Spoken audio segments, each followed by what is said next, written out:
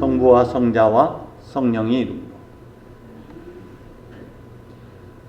우리 인간은 육과 영으로 땅과 하늘이 합해진 신비한 존재이고, 선과 악, 빛과 어둠이 하나를 이루는 그런 존재입니다. 그렇기 때문에 우리 안에서는 바울의 고백처럼 선과 악이 서로 대립하고 갈등하고 있습니다. 육체의 욕망과 영의 갈망이 서로 갈등하고 대립합니다. 우리는 때때로 육체에서 나오는 생각과 영에서 나오는 갈망, 그리움을 잘 식별하지 못할 때가 많습니다. 육에서 나오는 욕망이 때로는 꿈으로 비춰지게 되고, 그것은 우리가 자기 성취를 이루기 위한 것이라고 생각하고 그것에 매진할 때가 많습니다. 영의 갈망, 그리움은 그런 육의 욕망과는 대립하고 있고, 그것의 반대편에 늘 숨어 있습니다. 사도 바울의 고백대로 나는 해야겠다는 선은 행하지 않는 것일까요? 못하는 것일까요? 선은 행하지 못하고 내가 원하지 않는 악이 드러난다고 고백을 합니다. 그러면서 바울은 난 참 비참한 인간이다 라고 고백을 하죠. 이건 비단 바울의 고백만이 아니라 우리의 고백이기도 합니다. 우리는 번번이 우리 안에서 육과 영이 대립하고 갈등할 때 육체 욕망에 쓰러지곤 합니다. 이스라엘 사람들의 풍습에는 장례식에, 결혼식에서 피리를 불면 남자들이 춤을 추고, 장례식에서 여자들은 애곡하며 소리에 맞춰 가슴을 치곤 했습니다. 그래서 아이들이 따라 흉내내는 놀이가 오늘 주님이 얘기하고 있는 것이죠. 그들이 상대편이 함께 이야기하고는 반응하지 않는 모습이 마치 율법학자 바리사이파 사람들의 모습과 같다고 이야기하고 있습니다. 세례 요한이 회개를 촉구하니까 귀신 들렸다고 말하고, 세리들과 함께 죄인들과 더불어 어울리는 예수에게는 탐식과 개걸스러운 탐식과 혹은 술주정뱅이로 몰아세우고 비난합니다. 이건 비단 율법학자 바리사이파 사람들만을 두고 하는 이야기가 아니라 오늘 우리를 두고도 하는 말입니다. 결코 우리가 이들과 다르지 않다는 것이죠. 이들은 자기 의로움에 사로잡혀 있는 사람들, 본문에서 말하고 있는 대로 안다는 사람들, 똑똑하다는 사람들입니다. 자기 의로움에 갇히고 자기 아는 지식에 갇혀 있는 사람들, 자기 오름에 갇혀 있는 사람들. 여러분은 무엇에 갇혀 살고 있는지, 자기 의로움, 자기 오름에, 자기가 아는 편협한 지식에 갇혀 있게 되면 타인들의 말에는 결코 반응할 수가 없습니다. 자기가 옳기 때문에 그렇습니다. 그래서 주님의 말씀도, 세례 요한의 회개 촉구도 그들의 귀 속에는, 그들의 마음 속에는 다가오지 않았어요. 그래서 그들은 기적과 능력을 보고도 믿으려 하지 않았고, 마치 광야에서 이스라엘 백성들이 완악함을 보였던 것처럼 자기 완고함, 완악함, 고집 안에 갇혀 살고 있는 모습들입니다. 우리가 끊임없이 성찰해야 될 것은 나는 무엇에 갇혀 있는지, 나는 어떤 의로움에, 나는 어떤 지식에, 나는 어떤 오름에 갇혀 있는지를 성찰해야만 됩니다. 주님은 마태복음 13장과 누가복음 10장에서 이렇게 말씀하고 있죠. 너희가 지금 보는 것을 보는 눈은 행복하다. 너희의 눈은 볼 수 있으니 행복하고 귀는 들을 수 있으니 행복하다. 이 말씀은 철부지 어린 아이들만의 몫입니다. 철부지 어린 아이로만 돌아가야지 하나님의 지혜를 볼 수 있고 깨달을 수가 있는 것이죠. 19절에서 그렇게 말하고 있습니다. 하나님의 지혜가 옳다는 것은 이미 나타난 결과로 알 수 있다. 하나님의 지혜는 무엇입니까? 하나님의 지혜는 어리석음입니다. 하나님의 지혜는 비유에 거슬리는 것이고 못마땅한 것. 하나님의 지혜는 곧 그리스도이신 예수이십니다. 그리스도이신 예수는 하나님이심을 포기한 어리석은 자입니다. 그리스도이신 예수는 하나님의 자리를 포기하고 인간이 되셨고, 아니 죄인의 자리로 더 내려가셨고, 자신의 전부를 십자가에 내어주는 어리석음의 길을 간 우리 모든 인간에게는 못마땅함의 길을 간 그런 분이시죠. 그것이 하나님의 지혜입니다. 고린도전서 1장에서는 그렇게 우리에게 말씀하고 있죠. 멸망할 사람들에게는 십자가가 한낱 어리석은 생각에 불과하지만 구원받은 믿는 사람들에게는 하나님의 힘이고 능력이라고 고백을 합니다. 바울은 계속해서 이렇게 말하고 있습니다. 구약 이사야서의 말씀을 인용해서 나는 지혜롭다는 자들의 지혜를 없애버리고 똑똑하다는 자들의 식견을 물리치리라. 주님은 우리가 생각하는 무력으로, 권능으로 구원을 이루시지 아니하고 주님은 가장 무기력함으로 당신 자신을 십자가에 내어줌으로 우리를 구원하셨습니다. 그래서 이 세상의 지혜를 둘러 엎으셨죠. 이 세상의 지혜는 이기는 것이고 쟁취하는 것이고 움켜잡는 것이라면 십자가의 지혜 혹은 하나님의 지혜는 비움에 있는 것이죠. 버림에 있는 것이고 온유함에 있고 겸손함에 있는 것이죠. 그렇기 때문에 이것은 못마땅합니다. 모름이 아니라 못마땅하기 때문에 맞아들이지 않고 거부하는 것이고 오히려 비난하고 거역하고 모멸하는 것이죠. 때문에 우리는 이 십자가의 지혜를 알기 위해서 모름의 자리에 서야 됩니다. 죄인의 자리로 들어가야만 됩니다. 자신의 의로움, 알고 있는 것을 깨트려 버리고 모름의 자리에서 죄인의 자리에 서 있어야만 비로소 보이게 되고 비로소 듣게 되는 것이 하나님의 지혜인 것이죠. 그러기 위해서는 우리는 깊은 침묵이 필요합니다. 그것은 골방 기도이죠.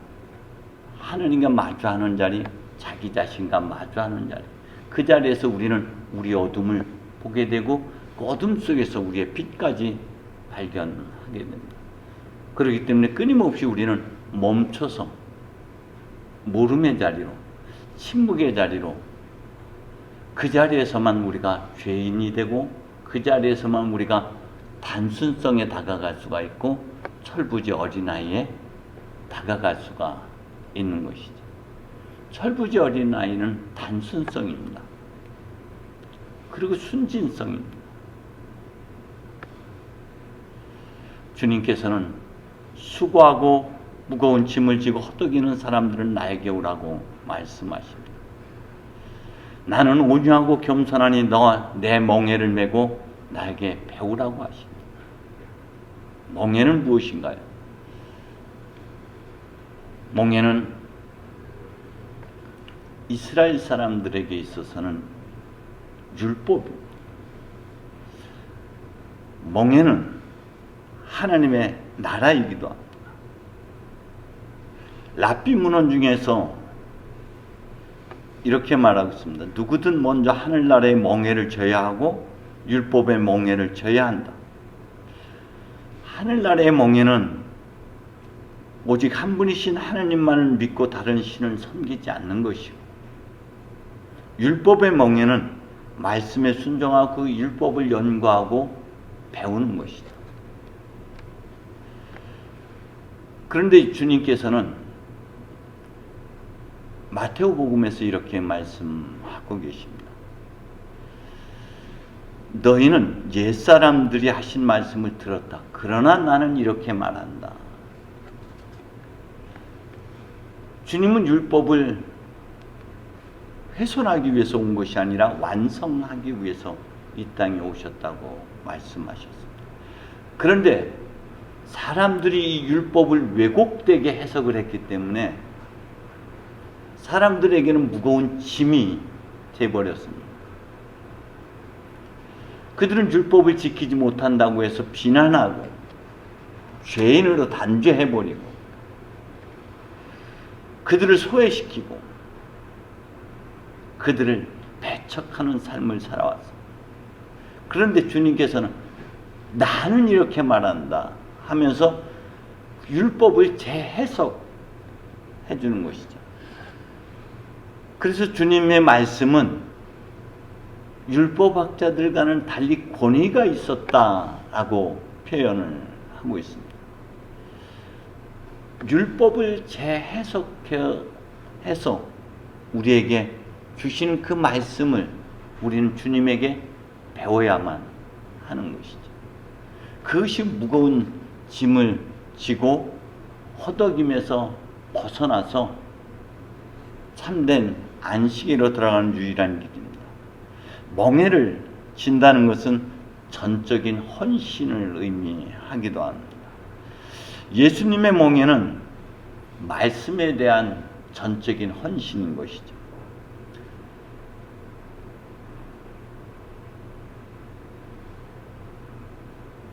이 멍에를 지는 것은 우리나라에서는 멍에가 한 소가 그 멍에 하나를 지고 갔지만 이스라엘에서는 그 2마리의 소가 그 멍에를 매게끔 되어 있습니다. 마리소라고 해서 한 마리는 좀 젊고 서툰 힘은 있지만 좀 서툰 것이. 저희 어렸을 때 그 소를 길들이는 것을 저희도 많이 경험을 했어요. 그 무거운 것을 매달고 그 뒤에 매달려서 타기도 하고 쉽게 등을 내주지 않죠. 그런 소를 길들이기 위해서는 안소라고 해서 안에 있는 아주 숙련된 소에 같이 붙여서 이 마리소가 따라가면서 그 안소에게 배우는 것이죠. 주님께서 우리를 초대하는 것은 그 배움의 길로 오라는 거예요. 그 배움의 자리가 어디입니까? 십자가의 지혜인 것이죠. 비움의 자리, 겸손의 자리, 온유의 자리. 그러기 위해서 우리는 내가 지금 어떤 상태인지 깊이 성찰하지 않으면은 우리 자신 끊임없이 자기 의로움에 갇혀 살 수밖에 없습니다. 우리는 다시금 주님 앞에 다가가야 돼요. 주님, 특히 마테오의 영성에서는 하나님께서는 원수를 사랑하고 위해서 기도하라고, 박해하는 사람들을 위해서 기도하라고 하셨는데 그 원수가 누굴까요? 그 박해하는 자가 누굴까요? 우리 자신의 원수는 우리 자신이죠. 우리가 우리를 박해하고, 우리가 우리를 정죄하고, 우리가 우리를 무시해버리고, 우리가 우리 자신을 외면하고 납니다. 그것은 생존 전략에 의해서 그렇게 형성된 것이죠. 그런데 마테오 영성에서 주는 이렇게 말하고 있죠. 하나님은 선한 자에게나 악한 자에게나, 옳은 자에게나 옳지 못한 자에게나 햇빛과 비를 골고루 주신다. 이것을 우리 자신에게로 적용해야만 합니다. 우리는 자신의 옳음과 의로움에 갇혀 있습니다. 우리가 고집부리고 완고하게 행동하는 것은 우리 내면의 깊은 상처들로 인한 것들이죠. 율법학자들, 바리사이파 사람들은 실상 깊은 내면의 열등감과 그런 상처들로 인해서 그렇게 타인들을 비난하고 그렇게 정죄하는 것들은 아닐까요? 우리 자신도 우리 자신에게 끊임없이 생존 전략에서 뒤떨어지지 않도록 하기 위해서 끊임없이 자신을 책망하고 자신을 단죄하는 데 급급할 뿐입니다. 그런데 우리는 깊은 침묵 속에서 우리의 상처, 우리의 아픔, 우리의 악함들, 우리의 약함들, 우리의 그런 실수와 잘못들을 깊이 들여다볼 필요가 있습니다. 그것의 뿌리를 우리가 볼 수가 있어야 됩니다.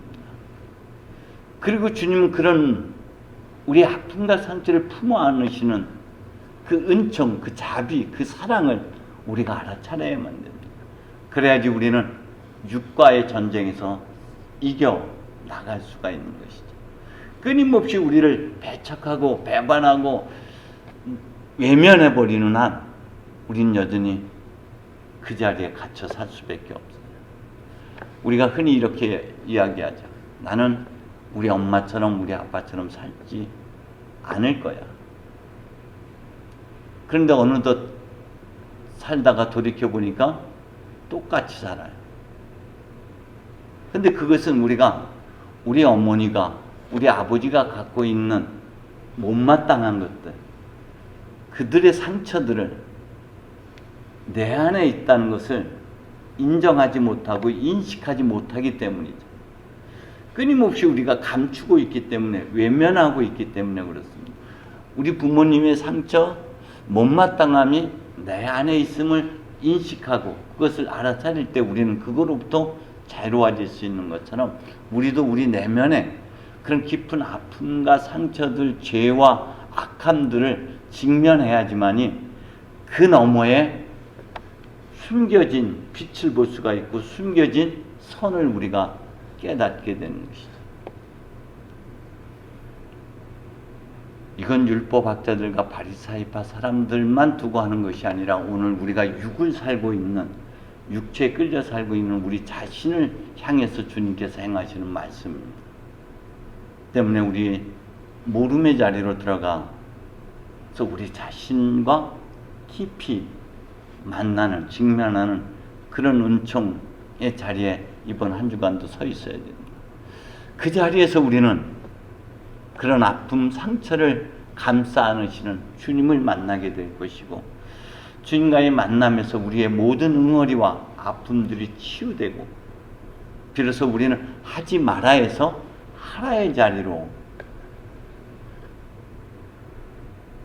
비로소 우리는 길, 진리, 생명을 살아갈 수가 있습니다. 이번 한 주간에 여러분 다른 거 보지 마시고, 왜 나는 원하는 선은 행하지 않고, 왜 내가 원하지 않는 말들을 하고, 왜 원하지 않는 행동을 하고, 왜 원하지 않는 이런 삶을 살아가고 있는지를 그 뿌리를 깊이 성찰해야만 된다. 그것으로 한 주간을 보냈으면 좋겠어요. 우리 내면의 아픔들과 만난 그 아픔들 속에서 하나님의 은총을 경험하는 그런 한 주간이 되시기를 주님의 이름으로 축원드립니다. 성부와 성자와 성령의 이름으로.